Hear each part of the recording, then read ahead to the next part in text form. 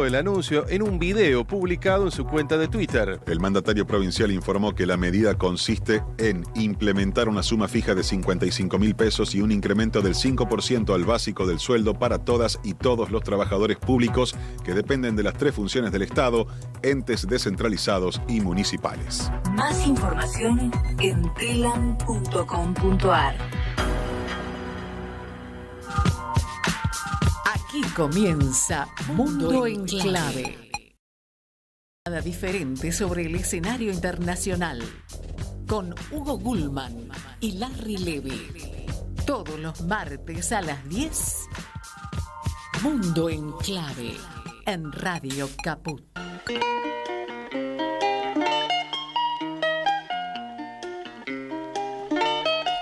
Hola, hola, ¿cómo están? ¿Qué tal? ¿Todo bien? Aquí otro encuentro en Mundo en Clave, como todos los martes a las 10, por supuesto en Radio Caput, pero con la promesa de la repetición durante la tarde, a las 4 de la tarde, en la radio pública de Marcos Paz en la 90.5 y mañana a las 20 horas en RPD Radio FM 97.5 de Oberá en la hermosísima provincia de Misiones.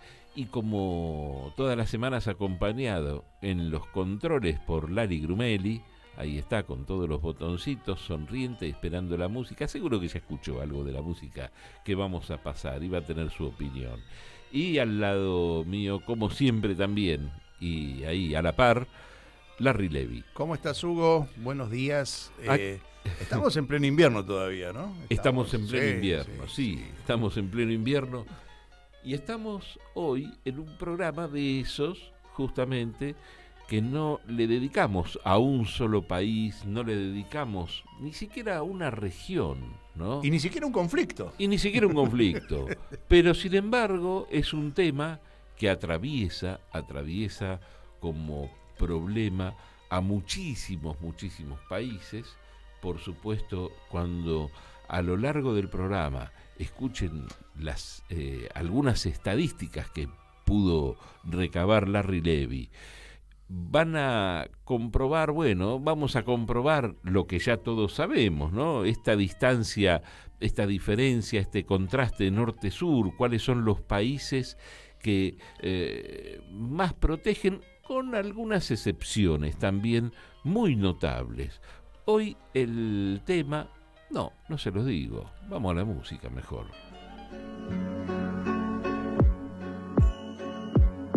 Abandonado y tiene días que no ha comido. Desesperado, camina en la calle perdido. No ha conseguido alimento y lleva días que no ha dormido. Por un lugar desconocido. A morder va decidido.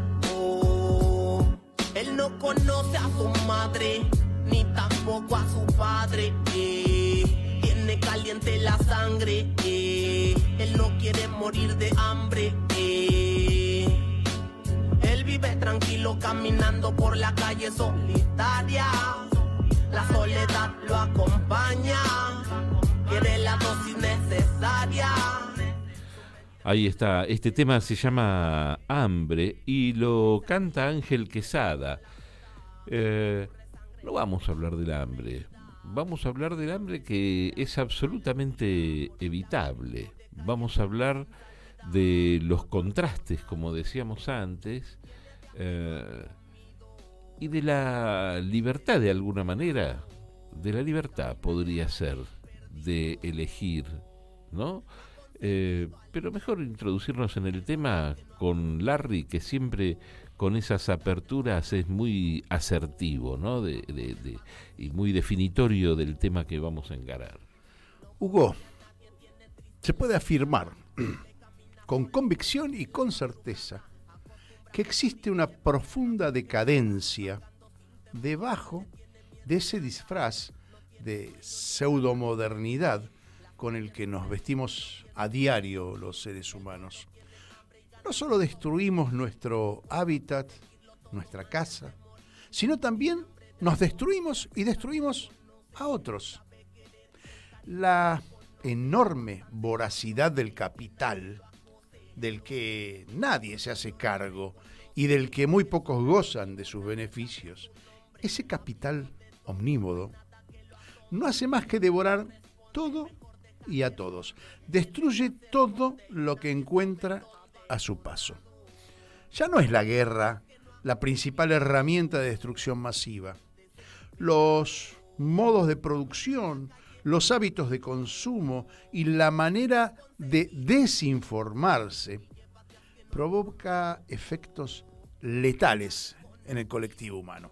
El hambre, sí, el hambre de una buena parte de la humanidad constituye uno de esos certificados de pobreza intelectual de los que no nos podemos desprender.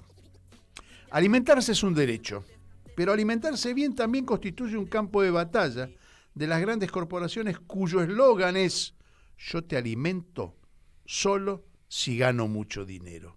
Yo te alimento con lo que quiero, con lo que me sale barato, y me importa poco si mi comida te enferma y te mata.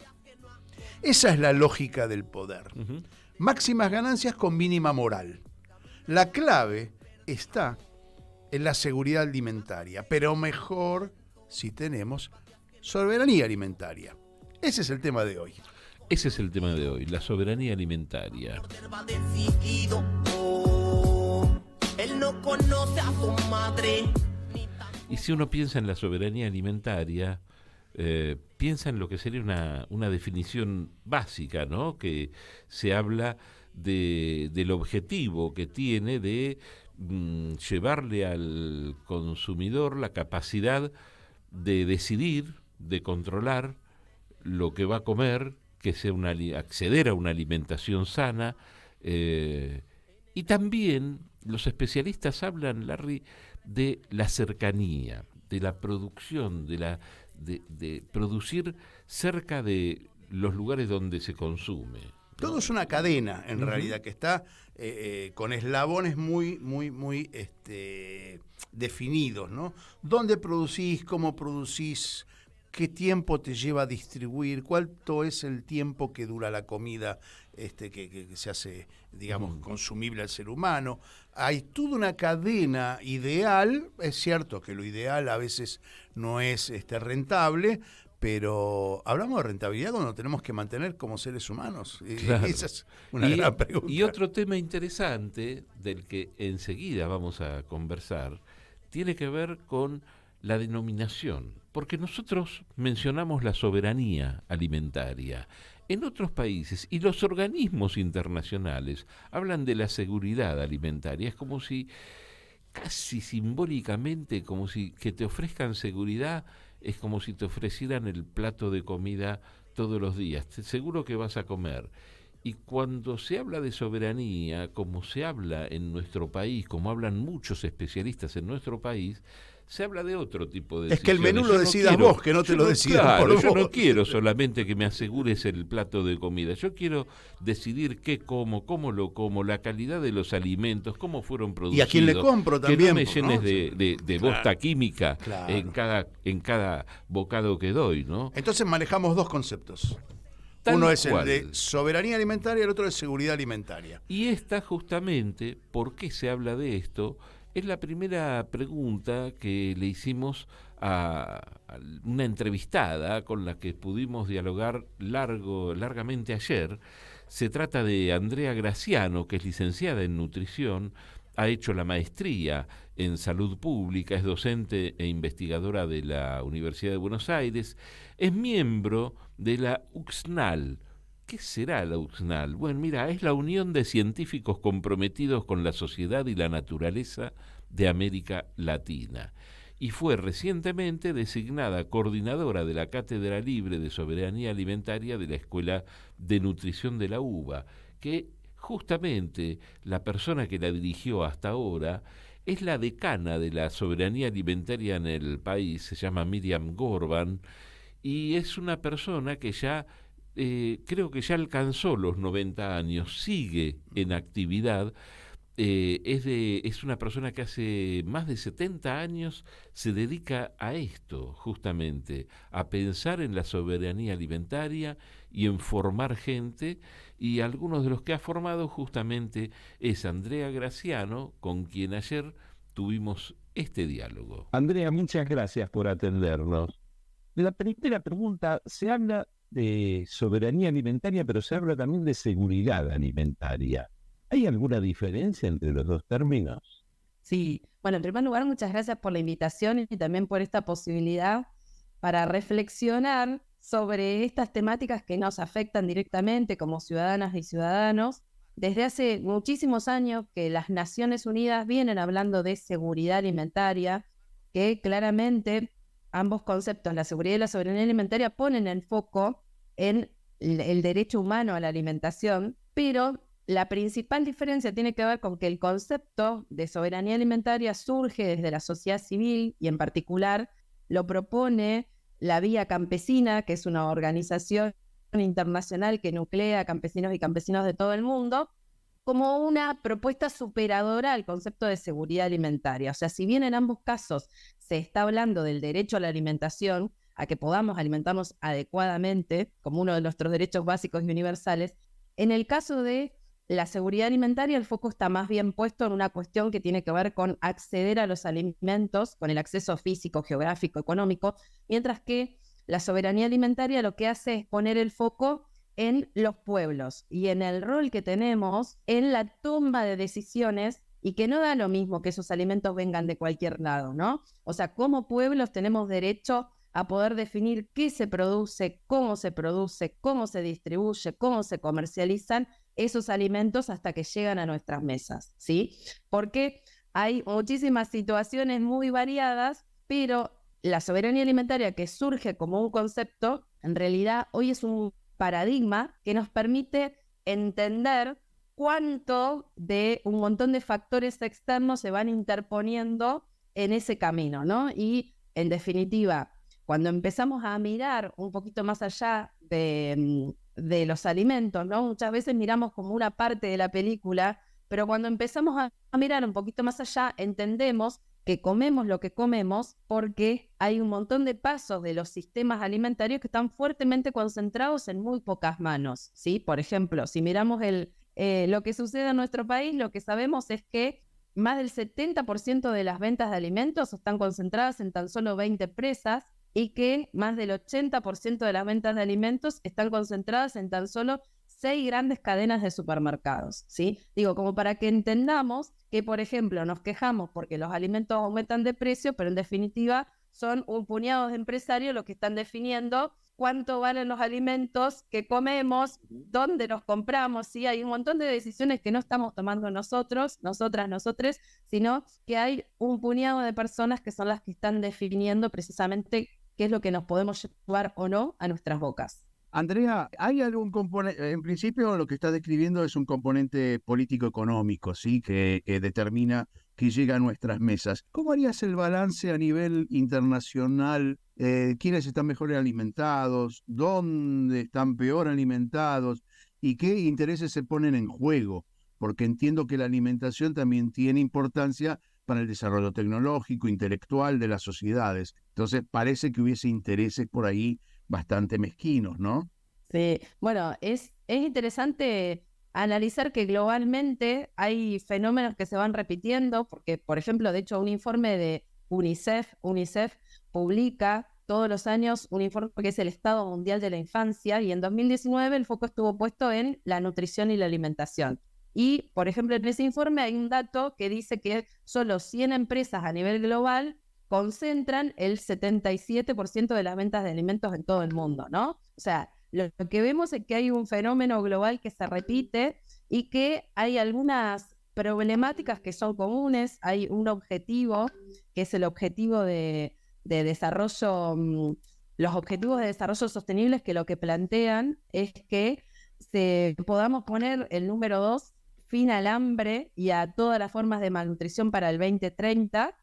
Y, sin embargo, lo que sabemos es que estamos muy lejos de alcanzar ese objetivo. Digo, algo tan básico como poner fin al hambre, que todas las personas podamos llevarnos algo a nuestras bocas, ¿no? Estamos muy lejos de alcanzar ese objetivo, y no solamente eso, sino que con la pandemia de COVID-19, lo que hemos visto es que estamos cada vez más lejos de alcanzarlo, ¿no? O sea, y cuando miramos la malnutrición, que por ahí es un concepto que es complejo, porque en realidad la malnutrición como concepto comprende un montón de tipos de afecciones diferentes, algunas que tienen que ver con situaciones de déficit, bajo peso, desnutrición, otras que tienen que ver con situaciones de exceso, por ejemplo, enfermedades crónicas no transmisibles relacionadas con la alimentación, como la diabetes o las enfermedades cardiovasculares. Lo que sabemos es que a nivel global la malnutrición adopta distintos rostros, que hay muchas personas que tienen bajo peso, otras que tienen baja estatura y muchas otras y cada vez más que tienen exceso de peso y obesidad. Y eso es un factor de riesgo para estas enfermedades no transmisibles como la diabetes y demás.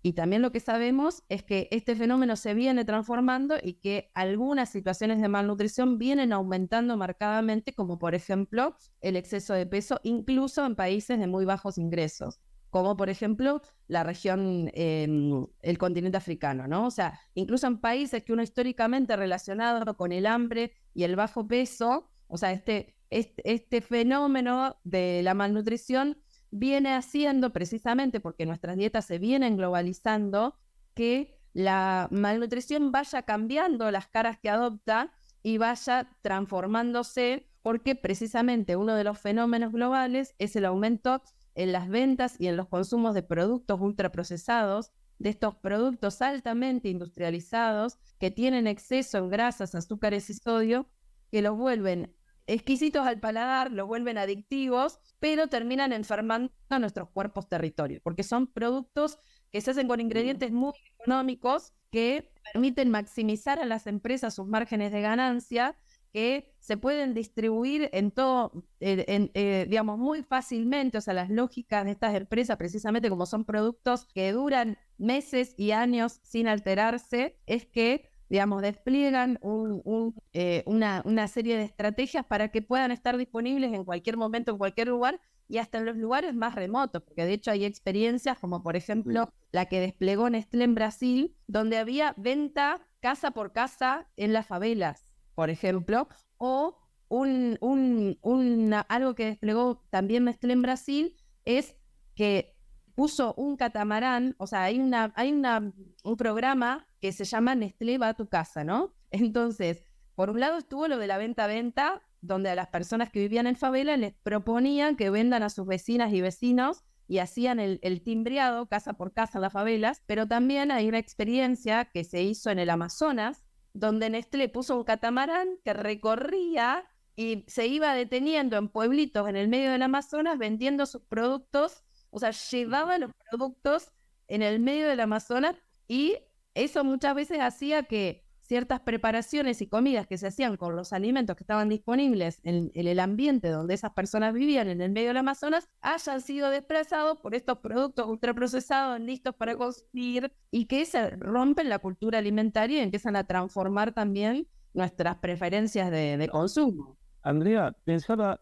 si de alguna manera pensar en la soberanía alimentaria no es también, no es tomar al hombre desde un lugar mucho más amplio. No se puede pensar en la soberanía alimentaria sin pensar en la vivienda, por ejemplo, sin pensar en, bueno, como muchos plantean, en la cercanía con la producción de los alimentos, como para no abastecerse con, no sé, con alimentos lejanos o ajenos a la naturaleza del espacio que habitan, ¿no?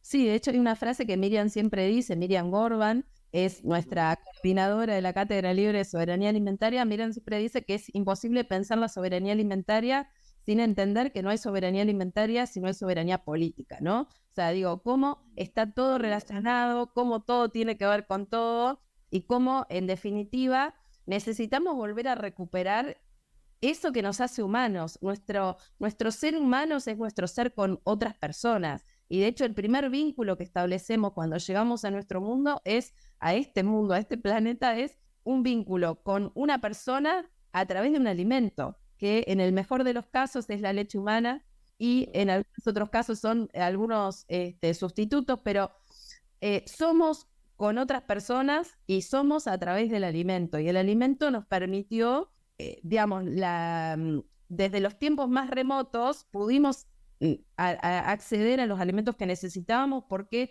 nos organizamos en comunidad y compartimos los alimentos en comunidad. Entonces necesitamos claramente recuperar eso que nos hace humanos, que es la comensalidad, porque de hecho la industria alimentaria y el posmodernismo nos ha aislado para que cada quien resuelva como puede y por sí mismo necesidades tan básicas como alimentarse, ¿no? Entonces es en esa individualidad y en ese romper con, por ejemplo, estas transmisiones intergeneracionales que tienen que ver con la crianza y con el comer, ¿no? O sea, criar ha sido algo que siempre se ha hecho en tribu, ¿no? Y comer también. Entonces, romper con las tribus es una manera que tiene la industria también de lograr meter sus productos, ¿sí? Porque si no hay una persona que acompañe a una mujer que está amamantando, probablemente se llene de dudas y diga, no, se quedó con hambre, ¿qué hago? Entonces, en esas dudas y en ese no saber qué hacer, es donde la industria logra meterse con sus productos, como por ejemplo estas fórmulas lácteas comerciales, que las venden y promocionan como si fuesen una mejor opción, pareciera ser que darle eso es mejor que darle la leche humana. Entonces es en esas dudas y en ese no tener en quién apoyarse en esa comunidad donde la industria logra vendernos productos que no necesitábamos, porque no hay nada mejor que la leche humana para alimentar a un bebé recién nacido, y sin embargo parece ser que necesitamos comprar esa fórmula con probióticos, con HM, y le llenan de siglas y de cosas que no sabemos qué son, pero parece ser que son mejores que darle la teta. Andrea, a nivel mundial nosotros tocamos conflictos, tocamos países y de alguna manera vamos comparando, como para tener una medida dónde estamos parados aquí en la Argentina. Si tuvieses que nombrar un país o un modelo alimentario a seguir y por otro lado el contrario, el modelo a no seguir, dos extremos, ¿podés establecerlo o es muy difícil? Es muy difícil porque hay fotos que se van repitiendo. Lo que sí me parece que es necesario es que podamos empezar a meternos en la realidad de nuestro país. Ya es un montón eso, porque hay muy pocas personas que por ahí son realmente conscientes de que en esta desesperación por conseguir divisas teníamos un Ministerio de Agricultura que ahora pasó a depender del Ministerio de Economía, que dejó de ser ministerio. ¿Por qué? Porque la principal fuente de ingresos de divisas en Argentina es la exportación de alimentos. ¿Pero qué producimos? Producimos forraje, producimos soja. El 60% de la superficie cultivada en Argentina es soja transgénica. ¿Que para qué la producimos? Para exportarla a China, para darle de comer a los chanchos, ¿sí? O sea, lo que sí sabemos es que con la mejora económica de los países aumenta el consumo de proteínas de origen animal. Ese es un fenómeno global. Y en algunos países, esas proteínas de origen animal, en lugar de venir de carne vacuna, como es algo típico de nuestro país, viene de, por ejemplo, carne de cerdo o carne de aves. Entonces, en estas producciones industriales, porque una característica común también es la producción intensiva de carne, en esas producciones industriales, ¿qué se necesita? Se necesita mucho forraje, mucho alimento para esos animales. Entonces, Argentina ha perdido soberanía alimentaria en estos últimos años y a partir de, piensen que en realidad es muy reciente la aprobación de la soja transgénica, es del año 96. Y en estos pocos años que transcurrieron desde 1996 hasta ahora, logramos que se transforme la superficie cultivada al punto de que más del 60% es soja transgénica, pero si empezamos a sumar el maíz transgénico, el algodón transgénico, si empezamos a sumar otros cultivos transgénicos, tenemos que el 80% de la superficie cultivada está ocupada por transgénicos. Entonces, ¿cuánto queda para cultivar los alimentos que realmente, digamos, lo que nos alimenta, ¿no? O sea, si lo que estamos produciendo es forraje para alimentar animales en China. Entonces, ¿qué es lo que termina pasando? Lo que sobra, hay un montón de derivados de la soja, por ejemplo, que hay una parte que se exporta, pero hay derivados de la soja que quedan en nuestro país y que son ingredientes de estos productos ultraprocesados. Son ingredientes de estos productos que le permiten a las empresas maximizar sus ganancias y alimentarnos con productos que son muy económicos, o sea, muy baratos para producir y que, digamos, son buenos para vender, pero no son buenos para comer. O sea, la industria nos llena de este tipo de productos que nos enferma, que enferma nuestros campos territorios y que es también responsable de la crisis climática en la que estamos inmersos, porque de eso muchas veces no hablamos, ¿no? Pero los sistemas agroalimentarios actuales, así tal y como hoy están dispuestos, son responsables de al menos 1/3 de los gases de efecto invernadero. O sea, al menos 1/3 de esos gases que provocan el calentamiento de la temperatura global y que están directamente relacionadas con esta crisis climática que sabemos, a pesar de que hay muchos negacionistas que parecen desconocer este gran consenso científico que existe alrededor de la crisis climática, que estamos acercándonos a un punto de no retorno, ¿no? O sea, que necesitamos que urgentemente se transformen nuestros sistemas alimentarios, entre otras cosas, para no estrellarnos contra la pared, que es hacia donde vamos, ¿no? Andrea, te agradecemos muchísimo este contacto. Nos ha sido más que útil toda la charla que mantuvimos. Bueno, muchas gracias a ustedes por la invitación y ojalá repitamos. Enseguida volvemos con más Mundo en Clave. Siempre en Caput. En Caput Rafael Correa. pasan cosas. En toda América del Sur se abrió una ventana de oportunidad para gobiernos progresistas. Rafael Correa. Llega Hugo Chávez, luego llega Lula da Silva, Evo Morales, Michelle Bachelet, quien te habla en Ecuador. Se avanzó muchísimo. Crecimos, tuvimos dignidad, soberanía, creamos bloques regionales. Estados Unidos, que tal vez tenía la vista en otro lado, no, ya prestaron atención. Radio Caput. Yo veo momentos muy duros, están dispuestos a todo. Esas cosas. Telam Digital. Información en tiempo real. En telam.com.ar. Toda la información que necesitas.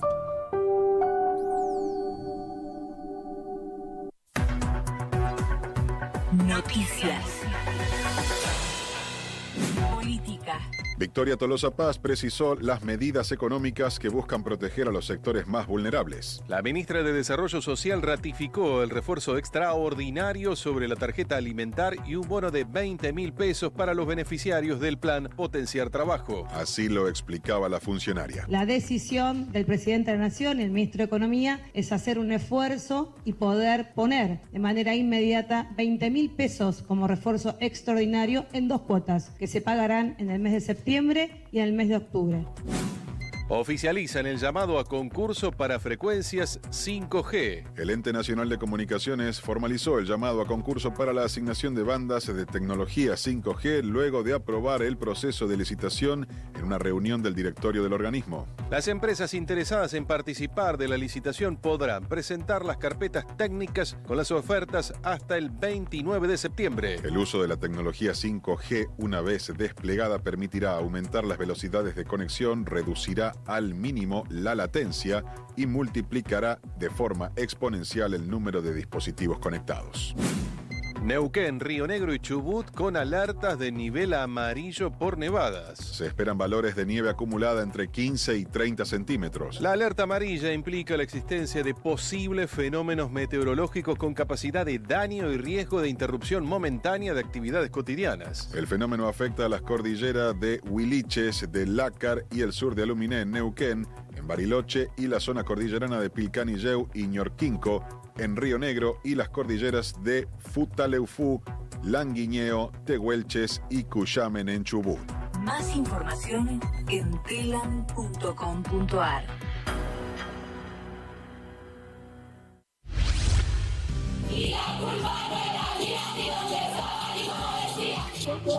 Somos nosotras. El programa de Nelly Minchensky en Caput, con la participación de Andrea Cuellar Camarena. Somos nosotras. Los martes a las 16 en Caput.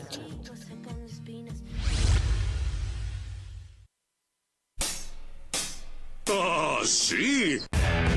Si quieres ver un paraíso, solo mira a tu alrededor y velo. Radio Caput. Desde el lugar de las utopías. Seguimos con otra vuelta al mundo en clave. Aquí en la mañana de Radio Caput.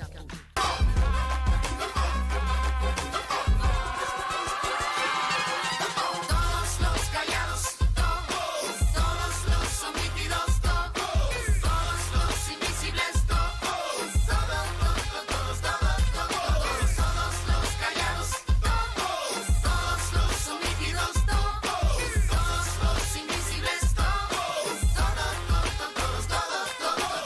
Ahí está, la que está cantando, Somos los callados, somos los sometidos, está cantando una gran cantora, es chilena, Ana Tijoux, pero vive en México, no vive en Chile, y bueno, se hizo muy conocida en su momento por un tema dedicado se llama Rebelión de Octubre de 2019, cuando fue toda la rebelión por las protestas en el subte. Sí, en Chile los estudiantes. En Chile, ¿sí? Tal cual. Que fue el comienzo del actual gobierno, finalmente, ¿no? Porque en realidad ahí, sí, tiene tal el cual. semillero el gobierno de Boric. Muy interesante la entrevista, Andrea, porque fíjate que maneja los dos términos que hay que manejar en el tema de alimentación. La cuestión técnica, ¿sí? ¿Qué es lo que te hace bien, qué es lo que te hace mal? Lo que maneja una nutricionista con una mirada, digamos, humana, pero aparte la cuestión política, ¿no? Porque de algún modo estableció la diferencia entre la seguridad alimentaria y la soberanía alimentaria, tratando de mostrarnos que hay atrás de todo esto intereses que se ponen en juego cuando de alimentos se habla, como cuando se habla de política, y esto no es excluyente, ¿no?, en el tema alimentario. Y que los intereses, en un ratito vamos a hablar de esto, no va a ser ahora seguramente, vamos a dar algunos datos relacionados con empresas justamente, que tiene que ver con esto que nos comentaba Andrea. Porque ahora, no lo vamos a hacer ahora porque no queremos hacer esperar a Marcos Filardi, que lo tenemos en línea, que es abogado especializado en derechos humanos y soberanía alimentaria, es asesor en la Dirección Nacional de Agroecología de la Secretaría de Agricultura, Ganadería y Pesca de la Nación, y es integrante del Museo del Hambre. ¿Cómo te va, Marcos? Aquí estamos Hugo Gulman y Larry Levy.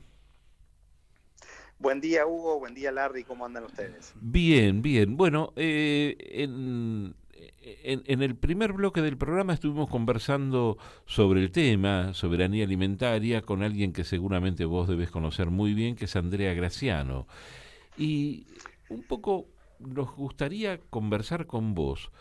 Dada la situación en el mundo, ¿qué nos queda para nuestros países, los llamados emergentes, los que tenemos producción de alimentos o producción de otras cosas que podrían intercambiarse, como pensaba en África, por ejemplo, pero que igual están sometidos a la pobreza por los grandes poderes y la alimentación o la soberanía alimentaria queda postergada?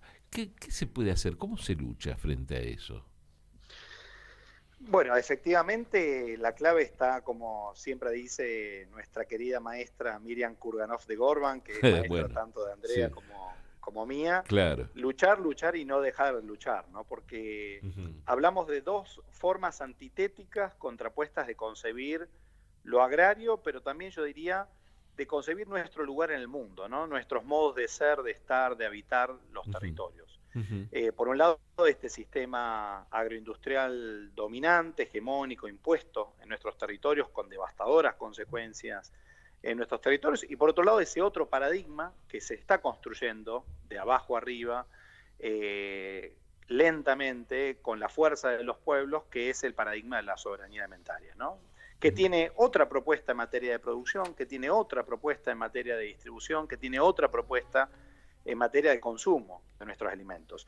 Y eso solo va a ser posible frente a un pueblo cada vez más munido de conciencia individual y colectiva, organizado, movilizando y construyendo poder popular lo suficientemente fuerte para que ese paradigma prime en las políticas públicas por sobre este otro sistema que, digamos, está nutrido con intereses, como ustedes bien decían recién, muy grandes y muy entrelazados entre sí, ¿no? Que imponen, que dominan nuestro sistema agroalimentario actual en Argentina y a nivel global, ¿no? Porque estamos hablando de actores muy fuertemente globalizados que dominan y controlan nuestro sistema alimentario. Marcos, Andrea mencionó, Larry te saluda, ¿cómo estás? Hola, Larry, Andrea ¿cómo mencionó la Vía Campesina como una... ¿Podés describir cómo es la organización, cómo está formada y cómo nació la iniciativa?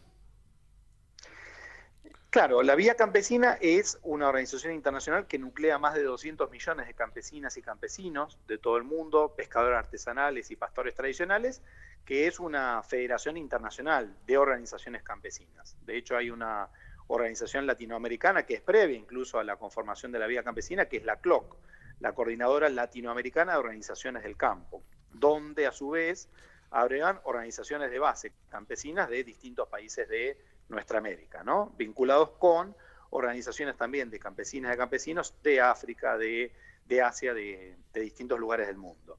Es esa Vía Campesina, ¿no?, la que en 1996, como les habrá dicho Andrea, mientras los gobiernos discutían seguridad alimentaria, es decir, cómo garantizar que el alimento llegue a quien lo necesita para evitar la explosión social propia del neoliberalismo, en ese contexto es que la Vía Campesina irrumpe, ¿no? Decimos revolucionariamente, con este concepto de soberanía alimentaria. Y más o menos que el derecho que tenemos los pueblos a definir libremente, ¿no?, que está tan en boga la palabra libertad, pero libremente nuestras políticas, nuestras prácticas, nuestras estrategias de producción, de distribución y de consumo de nuestros alimentos, ¿no? Entonces, desde entonces a esta parte, la soberanía alimentaria se ha ido construyendo. Decimos que es un paradigma en construcción social, en movimiento, no es algo anquilosado, quieto, sino que está en construcción. Y por lo pronto lo que sí podemos decir es que plantea un modo radicalmente distinto de concebir la producción de alimentos en los territorios a como la concibe el sistema agroindustrial dominante, por ser sintético. Mientras este sistema agroindustrial dominante prioriza la producción de unos pocos commodities destinados a la exportación a partir de un paquete tecnológico dominante, que es hoy el de transgénicos, agrotóxicos, fertilizantes sintéticos, la soberanía alimentaria dice que la finalidad esencial de todo sistema agroalimentario que se precia de tal es esencialmente producir alimentos para seres humanos, ¿no? Y sobre todo priorizar la atención de las necesidades alimentarias locales, ¿no? Entonces, en vez de mirar a la exportación, mirar prioritariamente, aunque no exclusivamente, pero prioritariamente, la realización del derecho humano a la alimentación adecuada de en el caso de Argentina, 47 millones de habitantes que somos, ¿no? Y si nos queda un excedente, ese excedente sí poder compartirlo con otros pueblos, otros mercados que los van a demandar, ¿no? La buena noticia, ustedes decían, ¿qué nos queda a los países periféricos? La buena noticia de un país como Argentina es que la situación de nuestros bienes comunes naturales es tal que nos permitiría perfectamente producir alimentos sanos, seguros, soberanos, de calidad para todas, para todos, y encima generar un excedente de esos mismos alimentos para poder vender, para poder comercializar con otros pueblos y otros mercados, ¿no? O sea que ahí estás diciendo de alguna manera, perdón la interrupción, de alguna manera estás diciendo que lo que es necesario más que nada es la decisión política. La decisión política que va a ser resultado justamente de la relación de fuerzas desde nuestra mirada, ¿no? Porque hoy uno dice, bueno, la política pública oscila de manera muy esquizofrénica entre esos grandes intereses que dominan este sistema agroindustrial, que buscan justamente seguir profundizando el extractivismo, seguir profundizando la exportación como fuente de divisas, seguir profundizando el uso de transgénicos, agrotóxicos, fertilizantes sintéticos, y esos otros colectivos, organizaciones, movimientos que buscamos construir otra realidad, ¿no? Y ese Estado en disputa, un Estado que aprueba el trigo transgénico resistente al glufosinato de amonio por un lado, pero al mismo tiempo crea una dirección de agroecología para motorizar la transición hacia otro sistema agroalimentario, ¿no? Un Estado que apoya la agricultura familiar campesina indígena, pero al mismo tiempo crea incentivos para la profundización del sistema agroindustrial, ¿no? Con subsidios y apoyos económicos a los grandes productores.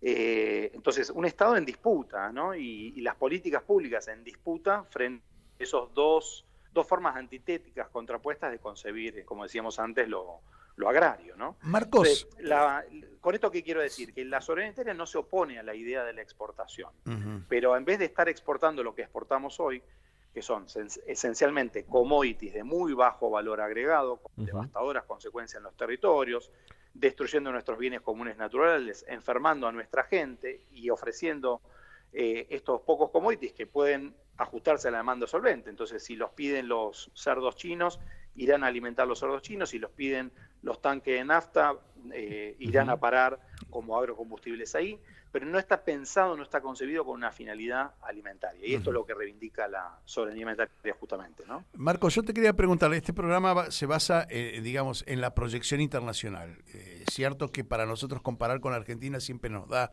una medida de lo que pasa en el mundo y poder posicionarnos políticamente, económicamente, pero te quiero preguntar, desde el punto de vista de la soberanía alimentaria, ¿cuál es el modelo en el mundo más cercano a lo ideal, a lo que estamos hablando, ¿no? A lo pensado y a lo deseado? Bueno, es difícil señalar algún país en particular, ¿no? Porque podemos identificar políticas públicas interesantes en algunos países, pero no integralmente, ¿no? Por ejemplo, uno de los temas centrales de la cuestión de la soberanía alimentaria es la cuestión de la tenencia de la tierra. ¿La tierra en manos de quién? En el servicio de qué modelo productivo. Entonces, en ese sentido, reivindicamos, sin lugar a dudas, los países que han transitado por una reforma agraria, ¿no?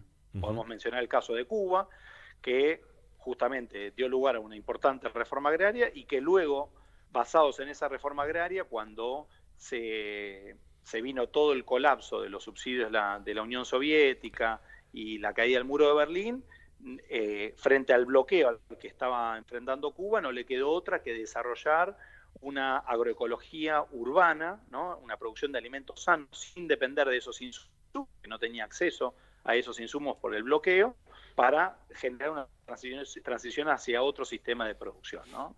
Ahora, ¿eso responde integralmente al sistema? No, son políticas públicas destacadas, ¿no? Y sin irnos a otro país, mismo hacia el interior de nuestro país, hay políticas públicas destacadas. Nosotros vivimos en un país federal y ya tenemos 4 provincias con leyes provinciales de fomento de la agroecología, ¿no? Como es el caso de la pionera, que ha sido Misiones, que tiene leyes de soberanía alimentaria, tiene leyes de agroecología. Tenemos más de 97 municipios hoy, de los más de 2.400 que son en el país, pero tenemos 97 municipios que están implementando distintas políticas públicas de fomento, de visibilización, de protección Marcos de la Paz, agroecología, por ejemplo. ¿no? Marcos Paz creo que es uno. Exacto, Marcos Paz, entre otros 96 municipios que ya son parte de esta red de agroecología de municipios que adoptan, como vos bien señalás, tiene una ordenanza municipal de fomento de la agroecología, tiene un sistema participativo de garantía, es decir, donde los productores vinculados a los consumidores y vinculados a las instituciones locales generan un sistema de validación de la calidad agroecológica de esos alimentos, ¿no? Y la agroecología es clave para el paradigma de la soberanía alimentaria, porque frente a un modelo que nos está envenenando y que nos está enfermando, ¿no? A partir de los agrotóxicos, los fertilizantes sintéticos, los transgénicos, la agroecología viene a demostrar que es posible habitar los territorios sin agredir a la naturaleza, sin agredir a los seres humanos y obtener y producir alimentos de calidad en esos territorios, ¿no? Marcos, pensando... Y en todas las escalas, en la huerta familiar y comunitaria, pero también a escala. Tenemos experiencias en el país de más de 1.000 hectáreas con manejo agroecológico hace muchos años con excelentes resultados, ¿no? Sí, creo que está haciendo una experiencia, si no me equivoco, La Rioja. No conozco mucho, pero creo que algo está haciendo o empezando. Pero pensaba en la cantidad de tierras fiscales y en la posibilidad, si existiera, o cómo se ve desde la academia esto, en la posibilidad de trazar experiencias no necesariamente similares, pero sí, digamos, en un mismo sentido, como las que se han hecho en Israel hace muchos años con los kibbutz, por ejemplo, ¿no? Que algunos inclusive emprendieron caminos también por el lado de la industria, no solamente desde la granja agrícola. Sí, efectivamente, ahí ustedes plantearon una pregunta muy importante en nuestro país que tiene que ver con la tierra pública, ¿no? ¿Qué hacemos con la tierra pública? La entregamos a la especulación inmobiliaria para beneficio de unos pocos, para urbanizaciones privadas, o hacemos colonias de abastecimiento agroecológicos, como está sucediendo en nuestro país, para producción local y abastecimiento local de alimentos sanos, ¿no? Pensemos, por ejemplo, el caso de Chapalmalal, que estuvo un poco en el plano nacional, ¿no? Tal cual. 400 hectáreas de propiedad del Estado Nacional, administradas por el Estado Nacional, y ahí dos posibles proyectos en pugna, ¿no? Uno, librarlos a la especulación inmobiliaria, hacer un country frente al mar para unos pocos que puedan pagar vivir ahí, o que haya una organización campesina que esté en ese lugar, en una colonia de abastecimiento, de producción de alimentos sanos, de abastecimiento de alimentos sanos a precios populares para consumo local, ¿no? Y donde el Estado no pierde la titularidad del bien, sino que lo entregan como dato, en un préstamo de uso gratuito. Tal cual. A esa organización campesina con esas condiciones, yo ¿no? seguí mucho el tema y hice notas con gente de la Universidad de Mar del Plata, por ejemplo, donde hubo unos estudios multidisciplinarios de diferentes universidades de Mar del Plata, en las que vieron que era absolutamente adecuado y que el único problema, la única dificultad que había ahí era todo ese lobby empresario inmobiliario, pero lo demás era muy bueno para, digamos, para toda la comunidad. Exactamente, por eso nosotros desde la Dirección de Agroecología acompañamos técnicamente ese proyecto y acompañamos todas las iniciativas desde la red de cátedras libres de soberanía alimentaria que buscan que justamente la tierra esté en manos de las organizaciones campesinas produciendo alimentos sanos para el pueblo, ¿no? La buena noticia es que en nuestro país ya hay muchas colonias de abastecimiento agroecológico, ¿no? De las propias organizaciones como la Unión de Trabajadores de la Tierra, el Movimiento de Trabajadores Excluidos de la Rama Rural, la Federación Rural, que en los territorios ya están produciendo alimentos sanos, ¿no? Y del mismo modo esas mismas organizaciones vienen bregando, abogando por la necesidad de leyes de acceso a la tierra, que no están pidiendo una reforma agraria integral y popular, sino que están pidiendo, por ejemplo, hace muchos años, desde el 2016, en el caso de la UTT, una ley de acceso a la tierra que le permita a las familias productoras de nuestros alimentos acceder a condiciones de compra de esa tierra en la que hoy están produciendo, en condiciones muy leoninas de contratación. Tan leoninas que no les permiten siquiera construirse una casita digna, ¿no? Porque el contrato se los prohíbe, que no les permiten plantar un frutal porque no saben si al año siguiente se van a tener que ir de esa tierra. Entonces, las organizaciones campesinas vienen diciendo que si generamos condiciones para que puedan comprar con un fideicomiso, ¿no? Con un procrear rural, la tierra en la que están trabajando, no piden que se las regalen, sino que la puedan comprar con créditos blandos, van a poder producir en otras condiciones. Y eso nos beneficia a todas y todos porque fomenta justamente esa transición agroecológica. Nadie puede avanzar en una transición agroecológica si no tiene seguridad en la tenencia de la tierra para poder hacer esa transición en ese territorio, ¿no? Claro, claro. Marcos, te agradecemos muchísimo el contacto. Vamos a seguir con el tema y vamos a volver a consultarte seguramente. Al contrario, muchas gracias a ustedes por la comunicación. El tema, como ustedes vienen con Andrea, tiene muchas puntas y si quisieran que profundicemos en alguno de estos aspectos, con mucho gusto. Totalmente, sí que nos interesa y lo vamos a seguir haciendo. Un abrazo grande. Igualmente para ustedes, que tengan un buen día. Era Marcos Filardi, que es abogado especializado en derechos humanos y soberanía alimentaria, es asesor de la Dirección Nacional de Agroecología de la Secretaría de Agricultura, Ganadería y Pesca de la Nación e integrante del Museo del Hambre. Otro día vamos a profundizar un poquito más acerca del Museo del Hambre.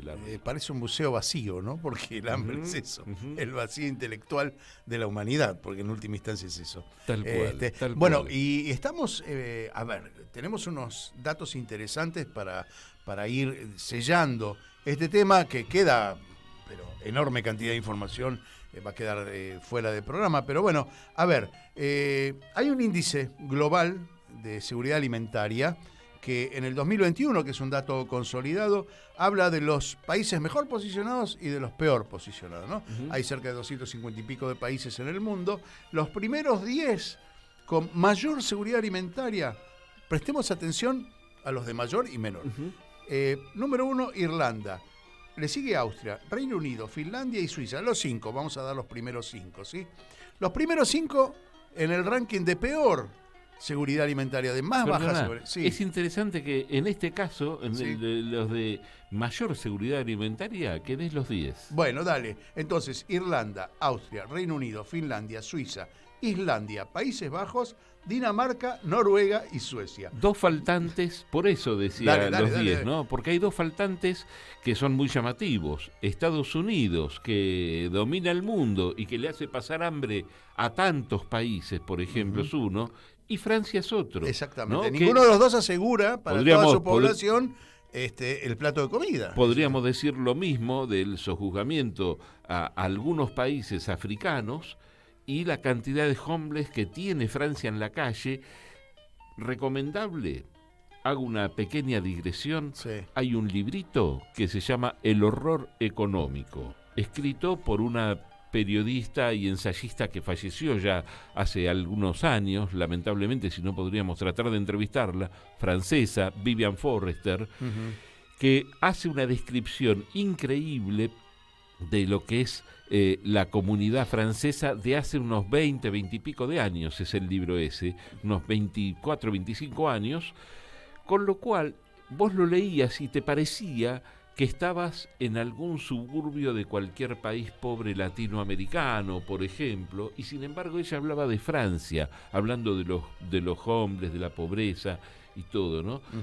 Ya por entonces la comunicación nos llevaba por caminos insondables. El horror económico. Exactamente. Bueno, todos estos países que dije, creo que no me como ninguno, son todos europeos. Europeos, sí.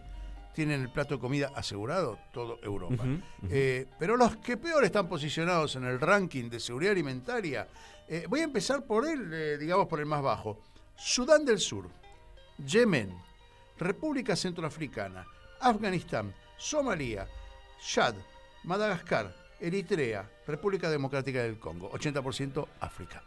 Y los otros dos de Asia.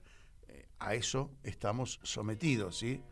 Latinoamérica, acá en los índices están en el medio, ¿sí? Lo que hay es un desequilibrio alimentario en América Latina. Interesante también acá hacer un entrecruzamiento de datos con la cantidad de minerales que tiene cada país, ejemplo, ¿no? Sí, pero si vamos a los minerales, es preferible ir entonces a la producción de alimentos, ¿no? En los países con autosuficiencia alimentaria, es decir, que se proveen a sí mismos de todo lo que necesitan para comer, estos países son China, India, Estados Unidos, Brasil, Rusia y Canadá.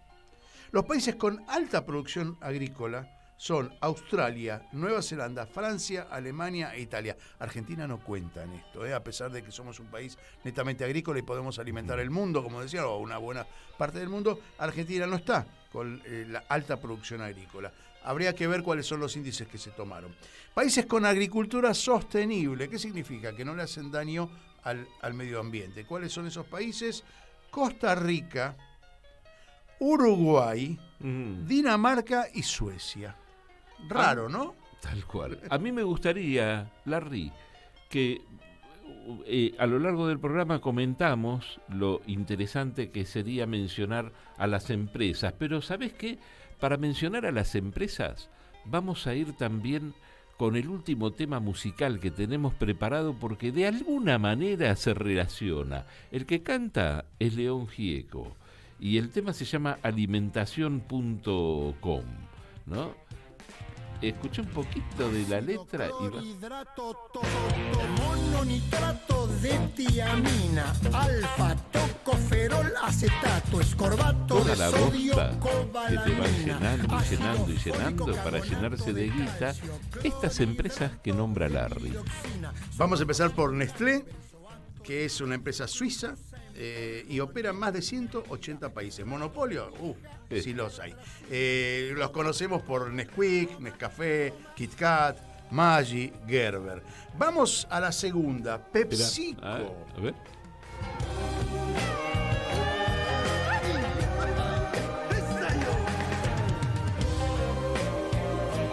La PepsiCo es una empresa estadounidense y que opera en más de 200 países. Es el segundo mayor productor del mundo y controla las marcas Pepsi, Gatorade, Lay's, Doritos y Quaker, por ejemplo, ¿sí?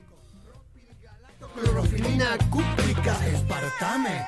La tercera, Mondelez Internacional, es una empresa estadounidense de alimentos y bebidas que opera en más de 160 países, es el tercer mayor productor de alimentos y controla Oreo, Cadbury, Milka, Toblerone y Trident. Libre de cloruro, maltodextrina, alta fructosa. Y vamos a la cuarta, no la conoce nadie, Coca-Cola. la empresa estadounidense de bebidas que opera en más de 200 países del mundo. Es el mayor productor de bebidas y controla marcas como Coca-Cola, Fanta, Sprite, Schweppes y Minute Maid. Esta no la conocía.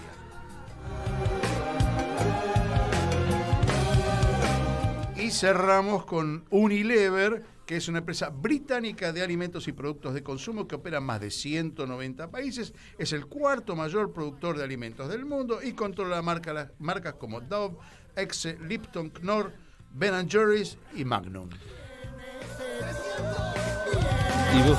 Y vos, Larry, querías que yo contara una anécdota de Totalmente, Unilever. dale. Esto pasó en África hace unos 60 años aproximadamente, 50 o 60 años atrás.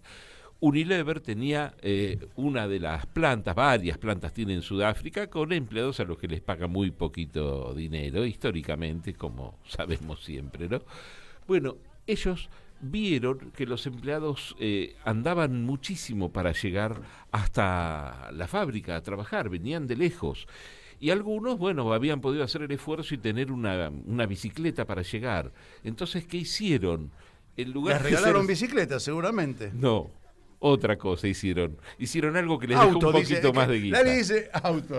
Les regalaron autos a los empleados. No, pusieron una fábrica de bicicletas y se la vendieron a los laburantes y se la descontaban del sueldo. Eso hicieron. Eso es Unilever. Señores, nos queda muchísima información y ya tenemos que ir cerrando, pero sí, para decirte que hay algunas cosas que nos quedan pendientes: los países con alta dependencia de importaciones alimentarias, países con sistemas agrícolas menos desarrolladas, el impacto del medio ambiente, el impacto en la salud humana, concentración de poder económico, son todos temas que tienen que ver con esto que emprendimos. Con poca profundidad porque no nos da el tiempo, porque esto merece un programa digamos, de 3 horas, por lo menos como para desarrollar. Pero dimos un pantallazo de lo que pasa con la alimentación en el mundo y los conceptos más importantes que tienen que ver con seguridad alimentaria y con lo que Hugo planteó como programa, que era la soberanía alimentaria, que es lo que más nos importa. Y es lo que vamos a volver a tratar en algún otro programa seguramente. Muchas gracias a toda la gente de la Radio Pública de Marcos Paz, que va a estar escuchándonos hoy a la tarde, y le mandamos un abrazo grande. Lo mismo hacemos con todo el público de RPD Radio, la 97.5 de Oberá en Misiones. Lo mismo hacemos con todo el público que nos está oyendo ahora o nos va a oír después a través de Radio Caput. Y el agradecimiento de siempre. Lali, gracias por estar ahí en los controles. Y nos encontramos la semana que viene aquí. Sí, nuevo. Larry, ahí vamos a estar a las 10 de la mañana puntual aquí. Chau. Aquí termina otra edición de Mundo en Clave. Nos volvemos a encontrar el próximo martes a las 10 de la mañana en Radio Caput.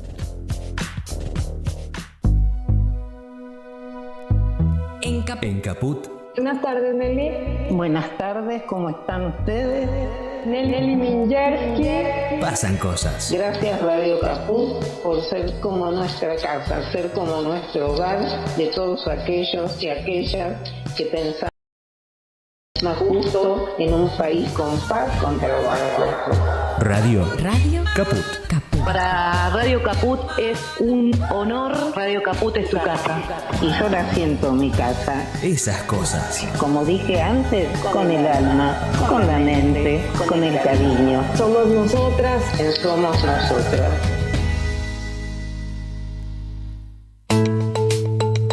¿Cómo podemos cuidar a nuestras y nuestros jóvenes? Hagamos